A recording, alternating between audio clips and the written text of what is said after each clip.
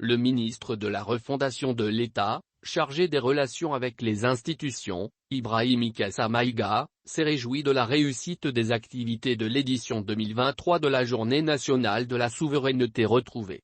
Il a ensuite félicité les corps enseignants et médical, ainsi que les forces de défense et de sécurité et tous les citoyens ayant joué leur partition dans l'atteindre des objectifs.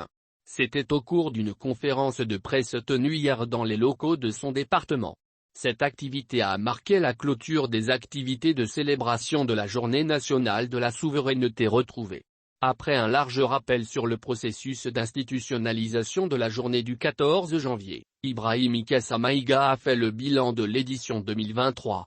Il a rappelé que le Premier ministre Tchogel Kokala Maïga a présidé le lancement des activités, au lycée technique de Bamako, à travers l'animation d'une leçon modèle sur les thèmes du patriotisme, de la souveraineté, de la résistance nationale et de la refondation de l'État.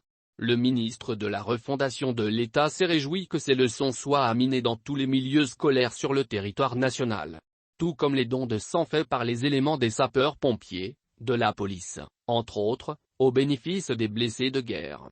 Le ministre Maïga a également remercié les religieux pour les prières et bénédictions pour notre pays dans les lieux de culte dans le cadre de la célébration de la souveraineté retrouvée. Aussi, la commémoration de cette journée a réuni des autorités politiques, administratives, traditionnelles et religieuses autour de la montée des couleurs. Mieux, plusieurs de ministres ont fait le déplacement à l'intérieur de notre pays pour assister à des activités. Certaines de nos représentations diplomatiques ne sont pas restées en marge de la célébration, s'est félicité Ibrahim Kessa Maïga qui a rassuré que la célébration de la Journée nationale de la souveraineté retrouvée n'est pas événementielle, mais plutôt du réel.